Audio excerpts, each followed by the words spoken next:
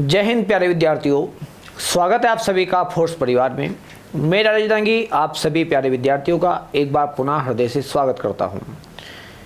प्यारे विद्यार्थियों, आज हम लोग स्पेशल हिंदी के संदर्भ में जो मध्य प्रदेश एसआई और साथ में मध्य प्रदेश पीएससी और जो भी वनडे एग्ज़ाम्स होते हैं जहां पर हिंदी का जो भाग आपको पूछा जाता है उसके संदर्भ में एक विशेष श्रृंखला आपके समक्ष हम लोग संचालित कर रहे हैं।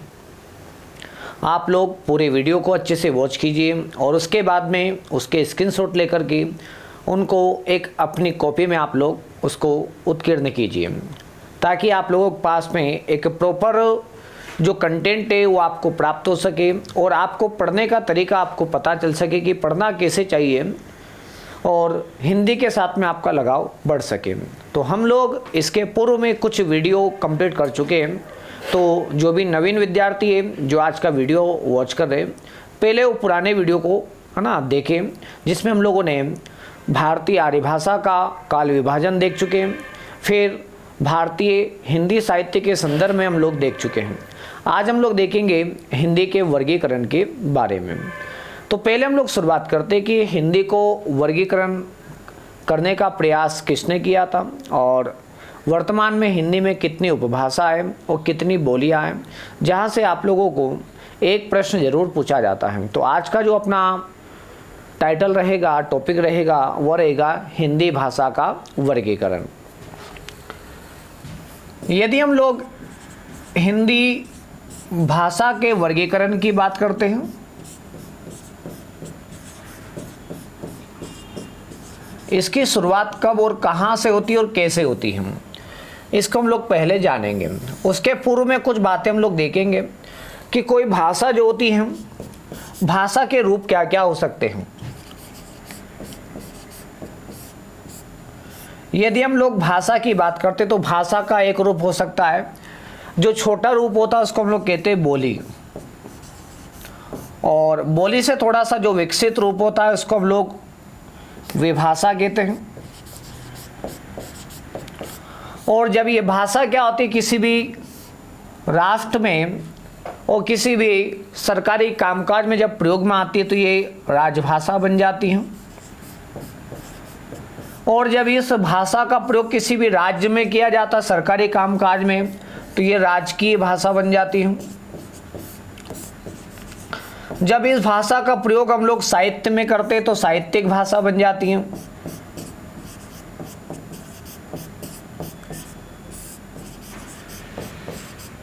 और जब इस भाषा का प्रयोग पूरे राष्ट्र में किया जाता है तो राष्ट्रभाषा बन जाती है।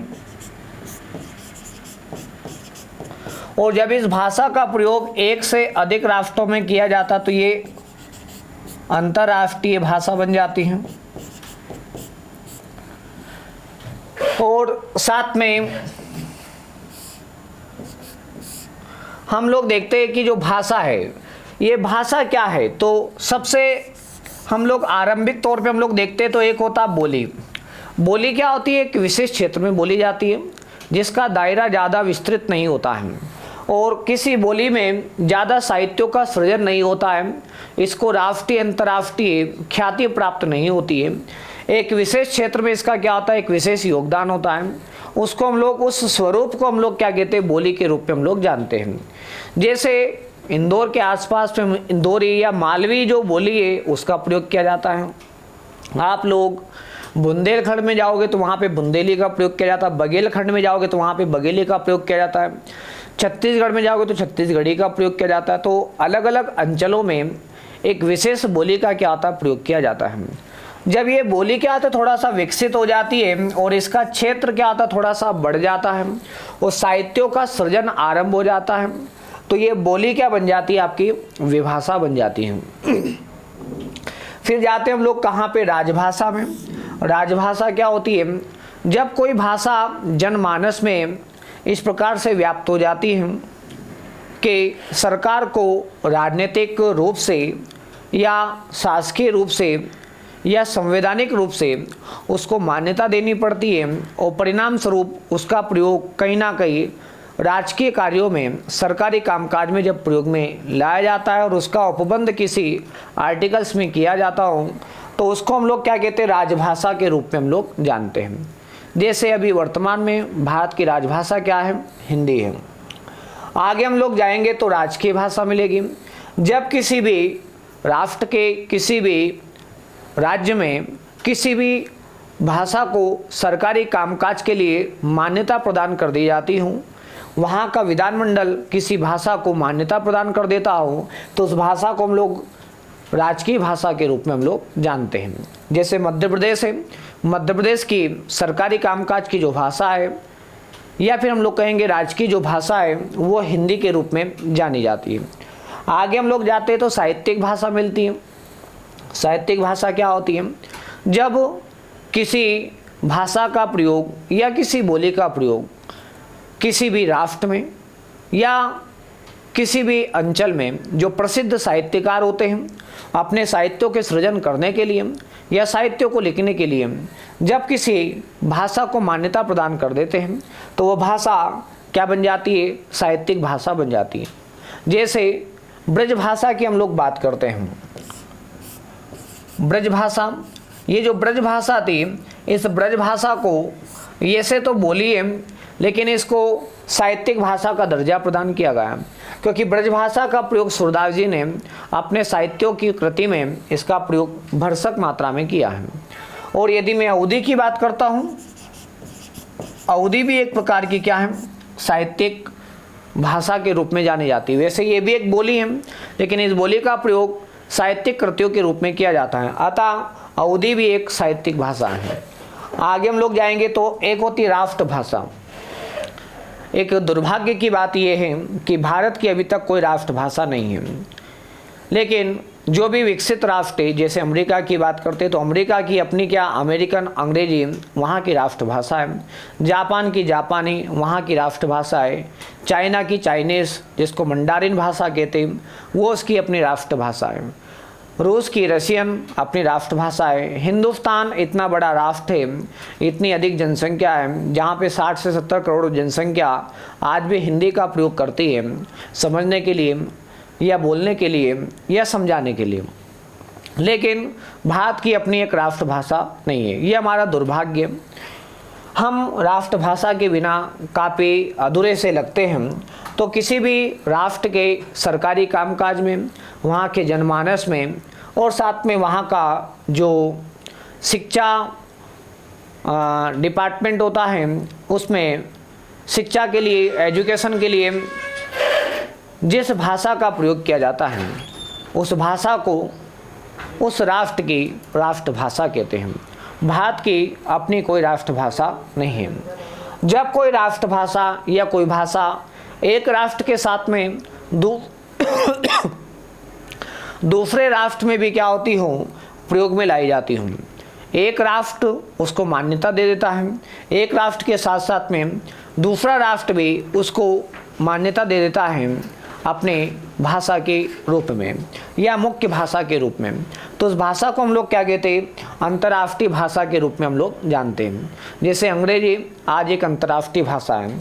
एक नहीं, एक से अधिक राष्ट्रों में वहाँ की प्रमुख भाषा के रूप में अंग्रेजी को मान्यता प्रदान कर रखी है। स्पेनिश की बात करते हैं, स्पेनिश एक अंतर्राष्ट्रीय भाषा है जो एक से अधिक राष्ट्रों में क्या होती है, बोली जाती है और एक से अधिक राष्ट्रों में क्या है, प्रमुख भाषा के रूप में मान्यता प्राप्त है। आगे हम लोग जाएंगे तो एक भाषा का स्वरूप मिलता है जिसको मातृभाषा के रूप में हम लोग जानते हैं।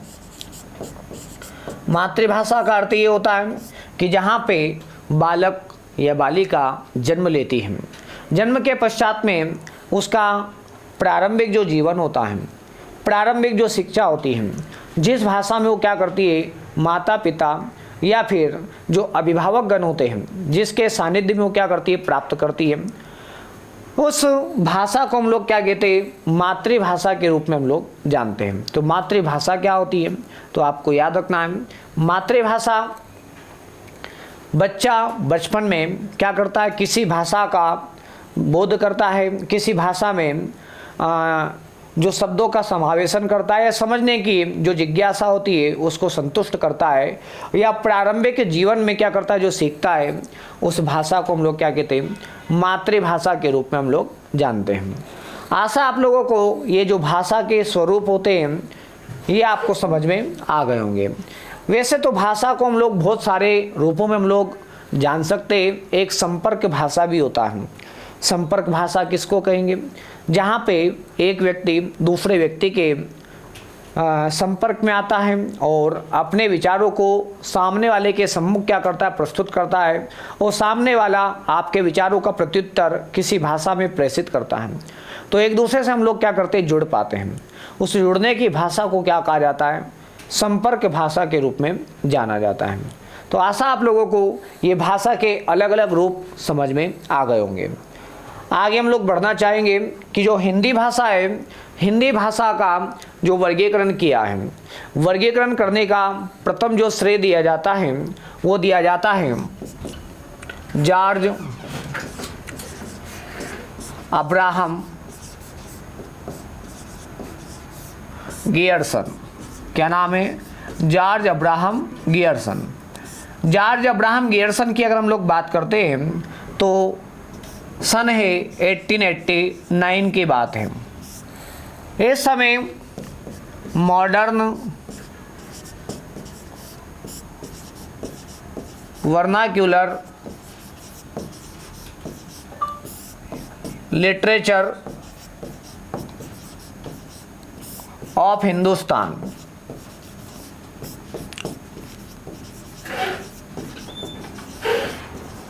ठीक है, ये इनका प्रसिद्ध क्या था, बुक थी modern vernacular literature of Hindustan. इस पुस्तक में पहली बार जॉर्ज अब्राहम गियर्सन ने हिंदी भाषा को वर्गीकृत करने का क्या किया था, प्रयास किया था। इसके बाद में हम लोग आगे जाते हैं तो इस समय इनको सफलता अर्जित नहीं हो पाई।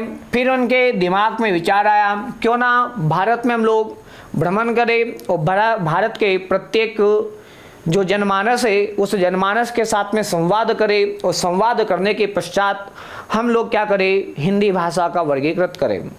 तो बात कब की है? 1894 की बात है। 1894 में a linguistic survey of India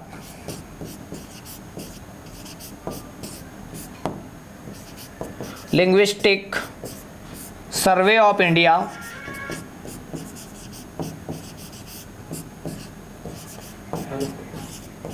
ठीक है, a linguistic survey of India नाम से इन्होंने एक सर्वे किया, और ये सर्वे 1894 से आरंभ हुआ, जो कब तक चला, 1926 तक चला। कब तक चला? सॉरी 1927 तक चला। इस समय तक इन्होंने अपना सर्वे संपन्न किया। तो ए लिंग्विस्टिक सर्वे ऑफ इंडिया के नाम से इन्होंने क्या किया बालकों, सर्वे किया। और सर्वे करने वाले व्यक्ति जो थे जॉर्ज अब्राहम गियर्सन थे। कौन थे? George Abraham Gierson. एक बार पुनः देखिएगा, जॉर्ज अब्राहम गियर्सन ने 1889 में modern vernacular literature of Hindustan नाम से क्या किया था, हिंदी भाषा को वर्गीकृत करने का पहली बार प्रयास किया। अपने प्रयास में असफलता के परिणाम स्वरूप 1894 में दोबारा इन्होंने एक सर्वे किया, भाषाई सर्वे भारत का, जो ए लिंग्विस्टिक सर्वे ऑफ इंडिया के नाम से जाना जाता है, जो 1927 तक चला। और इस सर्वे में इन्होंने हिंदी भाषा को पहली बार क्या किया था, या भाषा को वर्गीकृत किया था, ऐसा हम लोग कह सकते हैं। हिंदी भाषा का वर्गीकरण क्या किया था, प्रस्तुत किया। हिंदी भाषा का वर्गीकरण क्या किया गया, प्रस्तुत किया गया। अब बाद में इन बातों से प्रेरित होकर के भारत के कुछ महान साहित्यकार थे, उन्होंने भी अपने पद चिन्हों को इस दिशा में आगे अग्रेसित किया, प्रेषित किया। फिर बाद में एक व्यक्ति आते जिनका नाम होता है सुनीति कुमार चटर्जी। क्या नाम होता है? सुनीति कुमार चटर्जी। सुनीति कुमार चटर्जी। और इन्होंने एक ग्रंथ लिखा, बांग्ला भाषा का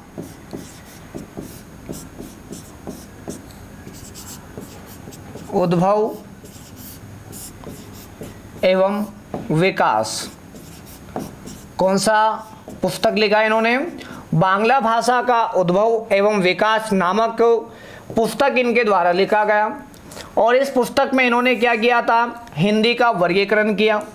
और व्यक्ति का नाम क्या था? सुनीति कुमार चटर्जी। लेकिन इस समय इन्होंने जो पहाड़ी भाषा थी, पहाड़ी भाषा को हिंदी में शामिल नहीं किया।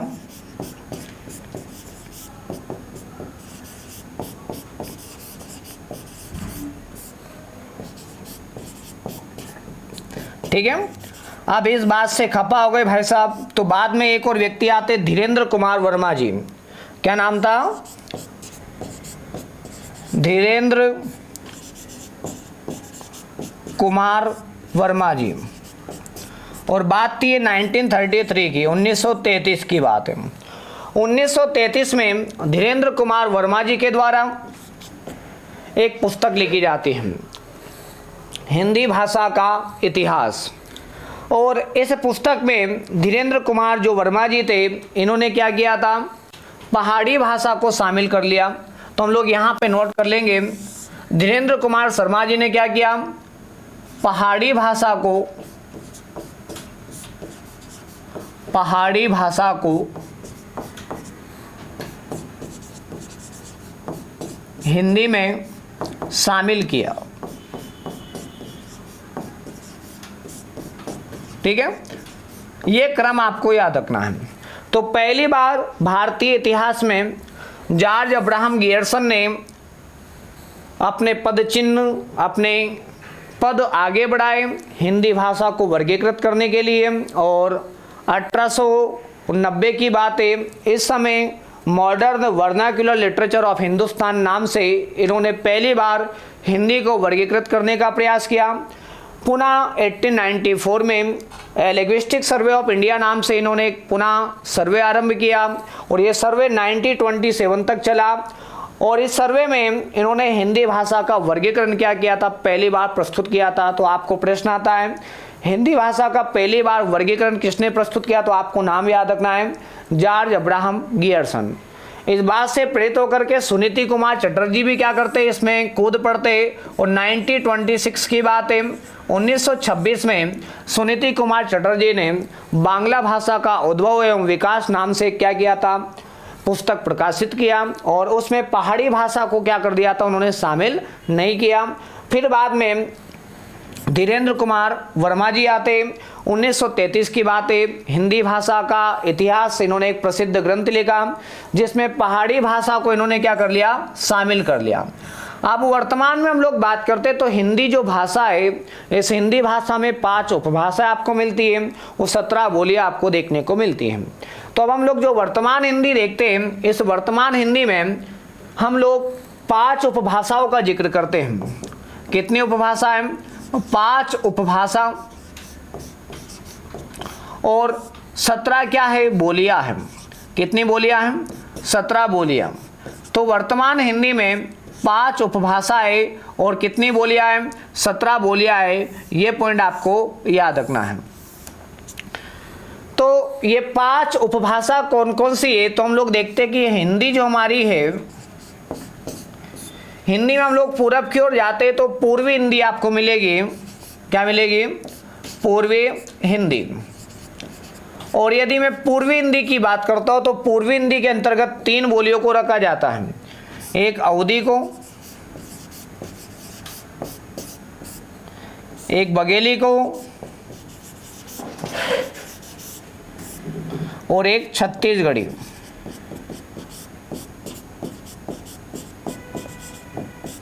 ये 3 बोलियां हैं जो कहां पर आती है? पूर्वी हिंदी में आती है। इधर जाते तो यहां पे आपको बिहार वाला पार्ट देखने को मिलता है, तो यहां पे मिलेगी आपको बिहारी। और बिहारी के अंतर्गत हम लोग बात करेंगे तो 3 बोलियां यहां पर आती है, मगही, मैथिली और एक और क्या? भोजपुरी। और इधर आएंगे तो यहां पे आपको पहाड़ी भाषा देखने को मिलेगी, और पहाड़ी भाषा में आपको दो बोलियां देखने को मिलेगी। ऊपर की ओर जाएंगे तो ऊपर मिलेगी आपको गढ़वाली, और उसके जस्ट नीचे आएंगे तो कुमाऊनी आपको देखने को मिलेगी। ठीक है, और इधर जाएंगे तो यहां पे आपको राजस्थान देखने को मिलेगा, राजस्थान में राजस्थानी आपको मिलेगी। तो राजस्थान में आपको 4 बोलियां मिलेगी। राजस्थानी जो उपभाषा है, इस राजस्थानी उपभाषा में आपको 4 बोलियां मिलेगी। पूरब में जाने पर पूर्वी राजस्थानी, पश्चिम में जाने पर पश्चिमी राजस्थानी, उत्तर में जाने पर उत्तरी राजस्थानी, और दक्षिण में आने पर दक्षिणी राजस्थानी। ये 4 बोलियां आपको देखने को मिलेगी। पूर्वी राजस्थानी की जो प्रमुख बोली है उसका नाम क्या है? जयपुरी। जयपुरी को हम लोग ढूंढाड़ी के रूप में भी हम लोग जानते हैं। जयपुरी को क्या भी कहते हैं? ढूंढाड़ी। पश्चिम राजस्थान की मारवाड़ी के रूप में जानी जाती है। पश्चिम राजस्थान की जो बोली क्या कहलाती है? मारवाड़ी। उत्तरी राजस्थान की मेवाती कहलाती है, और दक्षिणी राजस्थान जो मालवा में बोली जाती है, मध्य प्रदेश में भी, वो क्या कहलाती है? मालवी कहलाती है। तो 4 बोलियां राजस्थानी में आती है। तो देखो, एक उपभाषा तो पूर्वी हिंदी हो गई, दूसरी उपभाषा बिहारी हो गई, और तीसरी उपभाषा पहाड़ी हो गई, चौथी उपभाषा राजस्थानी हो गई, और 5वीं उपभाषा हम लोग इधर आते तो यहां पे मिलती है पश्चिमी हिंदी, है ना, जो शोरसेनी से क्या हुई है? विकसित हुई है। यदि हम लोग पश्चिम हिंदी की बात करते तो आप लोगों को सबसे पहले हरियाणा में जाना है, वहां पे मिलेगी हरियाणवी। हरियाणवी को एक नाम से और संबोधित करते, बांगरू भी इसको कहा जाता है। हरियाणा के जस्ट नीचे आते तो कुरुक्षेत्र मिलेगा। कुरुक्षेत्र में कोरवी बोली जाती है, और कोरवी का एक नाम और मिलता है जिसको खड़ी बोली कहा जाता है। और इसके नीचे आते तो ये जो खड़ी बोली वाला क्षेत्र है आपको दिल्ली के आसपास एनसीआर जो क्षेत्र एरिया है ना, कुरुक्षेत्र जो जाना जाता है वो खड़ी बोली के लिए प्रसिद्ध है। उसके नीचे आएंगे तो आपको उत्तर प्रदेश में जाना पड़ेगा, और उत्तर प्रदेश में आप लोगों को ब्रज मंडल मिलेगा, तो वहाँ पे ब्रज भाषा का प्रयोग देखने को मिलेगा ब्रज मंडल में। और ब्रज मंडल के नीचे आओगे तो आपको एक भाषा और मिलेगी कन्नौज में। कन्नौज में कन्नौजी, इसी कन्नौज की राजकुमारी थी सहयोगिता, जिससे प्रेम विवाह किया था किनने? जिनका नाम था पृथ्वीराज चौहान। उन्हीं के ऊपर चंद्रवरदाई ने एक प्रसिद्ध ग्रंथ लिखा, पृथ्वीराज रासो। कन्नौजी के नीचे आएंगे तो आपको मध्य प्रदेश मिलेगा, और मध्य प्रदेश में आपको एक बोली मिलेगी जिसका नाम होगा बुंदेलखंड का बुंदेली। हरबेलो बुंदेलो के मुंह से सुनी वो कहानी थी, खूब लड़ी मर्दानी वो तो झांसी वाली रानी थी। तो एक बार जरा हम लोग देख लेते हैं कि 17 बोलियां कौन कौन सी हैं।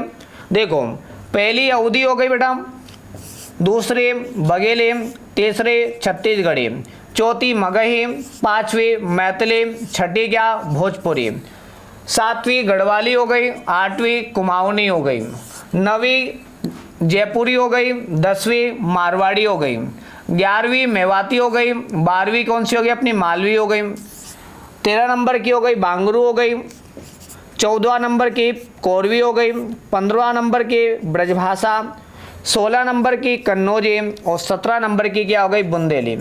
तो हिंदी के अंतर्गत वर्तमान में कितनी? 5 उपभाषा है, और 17 क्या है? बोलियां है। 5 उपभाषा कौन सी है?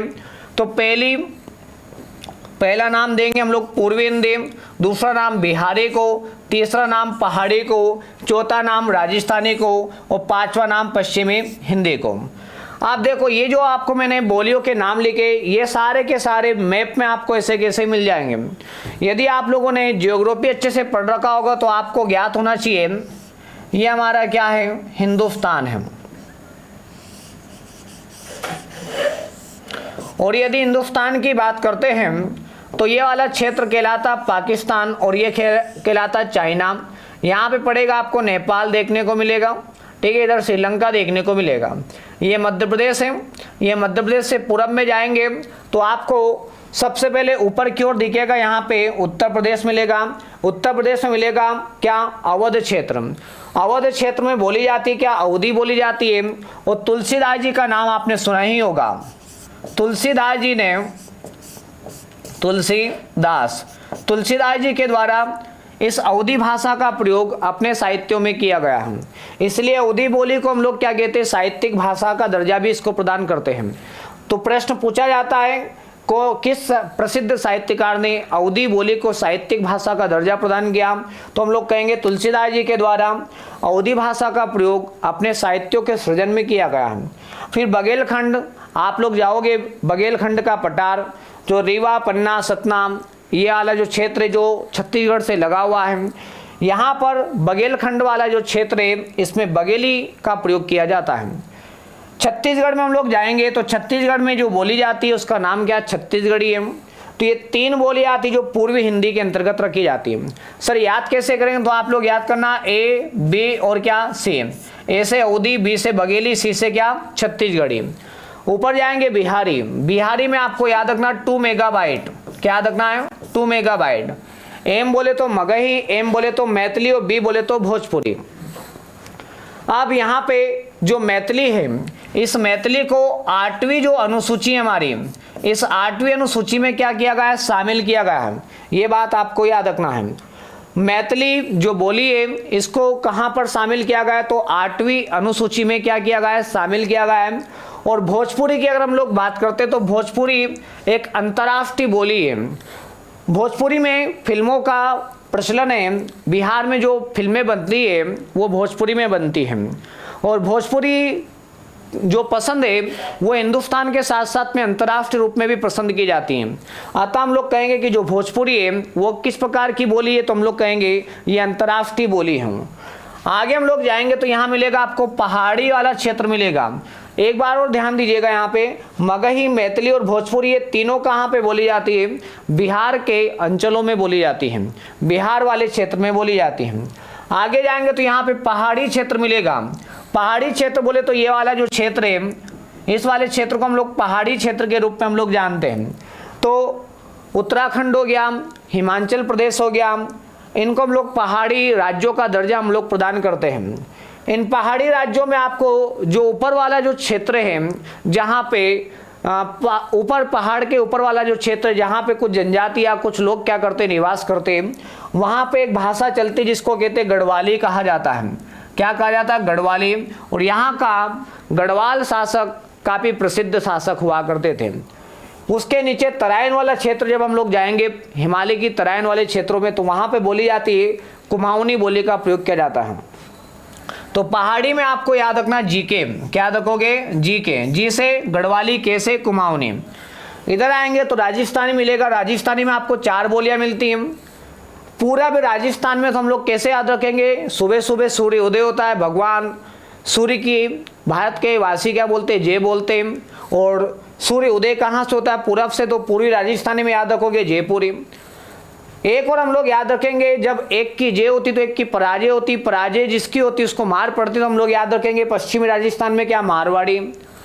और तीसरा, उत्तरी राजस्थान में तो हम लोग देखते हैं कि एक जगह प्रसाद का वितरण होता है, तो वहाँ पे कुछ लंबे व्यक्ति होते जो ऊंचे होते हैं, और कुछ बोने होते, तो जो ऊंचे होते हैं उनको मेवा जल्दी मिल जाता, प्रसाद जल्दी मिल जाता। तो आप लोग याद रखोगे उत्तरी राजस्थान में क्या आएगा, मेवाती। एक आपको याद रखना ही है, मालवी। अब यहाँ जाएंगे तो पश्चिम हिंदी कहाँ पे, ये वाला जो क्षेत्र आपको मिलेगा इस वाले तरफ का, ये मिलेगा आपको पश्चिम हिंदी। अब पश्चिम हिंदी कहाँ शुरुआत होता है, यहाँ शुरुआत होता है, यहाँ तक चलता है। देखो जरा, सबसे पहले हरियाणा का क्षेत्र आरंभ होता है। हरियाणा का क्षेत्र होता है, हरियाणा में बांगरू या हरियाणवी का प्रयोग किया जाता है। जो कुरुक्षेत्र है, जो जहाँ पे महाभारत का युद्ध लड़ा गया था और कौरव वंश जहाँ पर पाए जाते थे, तो उसके आसपास का जो क्षेत्र है वहाँ पे कौरवी अर्थात खड़ी बोली का प्रयोग किया जाता है। फिर नीचे की ओर आते तो ब्रजमंडल मिलेगा, और ब्रजमंडल जो मिलेगा ये उत्तर प्रदेश में मिलेगा।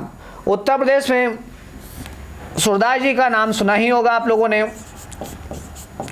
सूरदास जी के द्वारा अपने साहित्यों की जो कृतियाँ लिखी गई है, साहित्यिक कृतियाँ जो लिखी गई है, वो किस भाषा में, तो हम लोग कहेंगे ब्रज भाषा में है। उसके नीचे आएंगे तो आपको कन्नौजी मिलेगा, कन्नौज वाले क्षेत्र में, और एक मिलेगा बुंदेली, बुंदेलखंड वाले क्षेत्र में। ब्रज भाषा में आपको साहित्यिक भाषा का दर्जा इसको प्रदान किया गया, ये बात आपको याद रखना है। और खड़ी बोली जो है ये वर्तमान हिंदी है। आज वर्तमान की जो हिंदी है, वर्तमान हिंदी, तो वर्तमान हिंदी किसका विकसित रूप है, तो हम लोग कहेंगे वर्तमान हिंदी खड़ी बोली का विकसित रूप है। ये बात आपको याद रखना है। तो ये टोटल कितनी 17 बोलियां हो गई है और 5 क्या हो गई है, उपभाषा हो गई है। आशा आप लोगों को 5 उपभाषा और 17 बोलियां समझ में आ चुकी होगी। अब हम लोग छोटा सा एक खंड और आपको मैं बताना चाहूँगा यहाँ पे कि जो अपभ्रंश भाषा थी, उस अपभ्रंश भाषा से कौन कौन सी भाषाओं का विकास हुआ, अतः वो कालक्रम भी आपको ज्ञात होना चाहिए। तो आइए हम लोग देखते हैं कि अपभ्रंश भाषा, भारतीय अपभ्रंश भाषा और उससे विकसित भाषाएं कौन कौन सी थी। तो हेडिंग डालिएगा आप लोग, अपभ्रंश भाषा से विकसित भाषा है। यदि हम लोग अपभ्रंश भाषा की बात करते हैं तो ये हमारा हिंदुस्तान है।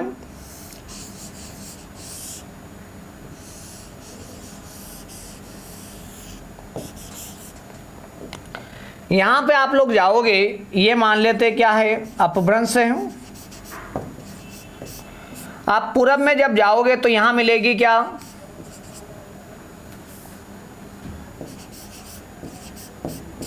पूर्वी हिंदी। ठीक है, क्या मिलेगी, पूर्वी हिंदी। तो पूर्वी हिंदी का विकास हुआ किससे, तो हम लोग कहेंगे इसके पहले अपभ्रंश का जो एक उपभेद था, वैसे इसके 7 उपभेद बताए गए। कितने उपभेद हैं, 7 उपभेद हैं। उसमें प्रथम उपभेद आपको यहां मिलेगा अर्धमागधी, और अर्धमागधी से विकसित जो भाषा थी उसका नाम था पूर्वी हिंदी। क्या था, पूर्वी हिंदी। यहां पर हम लोग जाते तो इधर मिलता मगध क्षेत्र, तो यहां मिलेगी मागधी। मागधी क्या है, अपभ्रंश का दूसरा भेद है। और इस मागधी से जो विकसित भाषा थी उसमें बिहारी थी, असम में असमिया थी, उड़ीसा में उड़िया थी, और पश्चिम बंगाल में बांग्ला थी। ठीक है, तो बिहारी, असमिया, उड़िया और बांग्ला ये सब किससे विकसित है, तो हम लोग कहेंगे मागधी से। यहां पे हम लोग जाएंगे तो यहां मिलेगा आपको पहाड़ी राज्य मिलेंगे, पहाड़ी भाषा आपको मिलेगी। अब पहाड़ी भाषा का विकास किससे हो, तो हम लोग कहेंगे यहां पे खस। खस क्या है, अपभ्रंश का उपभेद है, और इससे विकसित भाषा का नाम क्या है, पहाड़ी भाषा है।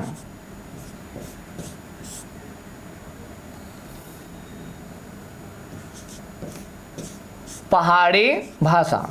तो पहाड़ी भाषा का निर्माण किससे हुआ, खस से। यहां पे जाएंगे तो आपको 2 भाषा यहां पर मिलेगी, एक मिलेगी पैसाची। पैसाची जो है, पैसाची से विकसित भाषा का नाम है क्या, पंजाबी। तो प्रश्न आता है,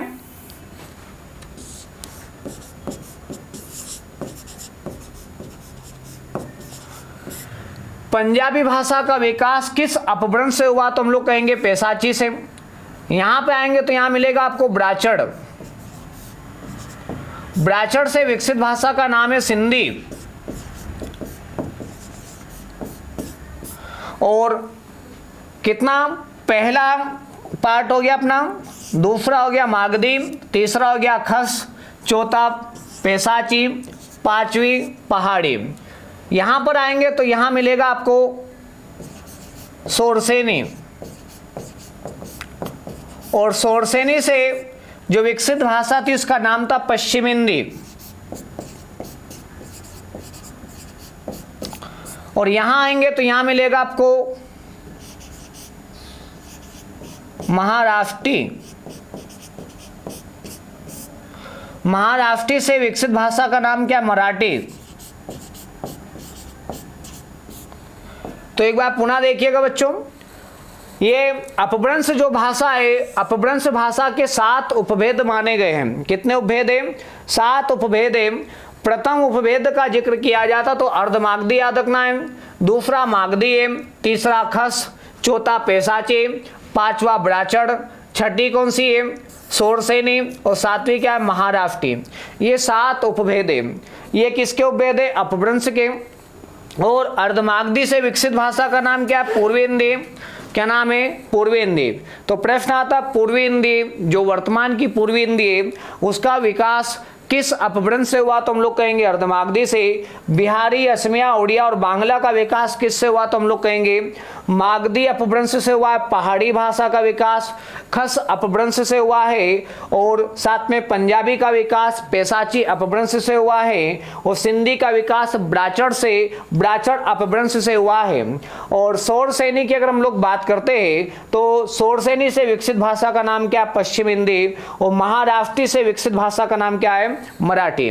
तो मुझे यकीन है कि आपको अपभ्रंश भाषा के उपभेद और हिंदी भाषा में कितनी जो बोलियां है और कितनी भाषा है, इनको जो शामिल किया गया है, इनके संदर्भ में आपको जो जानकारी है वो समझ में आ गई होगी और इस बात से आप संतुष्ट भी होंगे। तो जो डाटा आप लोगों को प्रेषित किया गया, इसको विधिवत रूप से और सुचारू रूप से आप लोग अपने फेयर कॉपी में क्या कीजिएगा ना, नोट कीजिएगा। और इनको लर्न भी कीजिएगा, याद भी करना है, क्योंकि जब तक याद नहीं करेंगे तब तक अपने को पढ़ने में आनंद नहीं आएंगे। और इनसे आपको सीधे सीधे मध्य प्रदेश एसआई में बहुत सारे प्रश्न आपको देखने को मिल जाएंगे। यहीं से जो मैंने आज का पाठ पढ़ा है, इसमें आपको पुराने एमपीएसआई में कम से कम 30 क्वेश्चंस आपको देखने को मिल जाएंगे। 25 से 30 प्रश्न होंगे जो आज का ही जो डाटा मैंने पढ़ाया है इसमें से आपको मिल जाएंगे। तो कल हम लोग पुनः आप लोगों के साथ में जुड़ेंगे एक नए टॉपिक के साथ में। तो आज के वीडियो के पहले पुराने जो वीडियो है सभी को एक बार वॉच करें और फिर आज का वीडियो वॉच करें। और अच्छा लगा हो तो कमेंट जरूर करें और लाइक शेयर करना बिल्कुल ना भूलें। जय हिंद, जय भारत, धन्यवाद।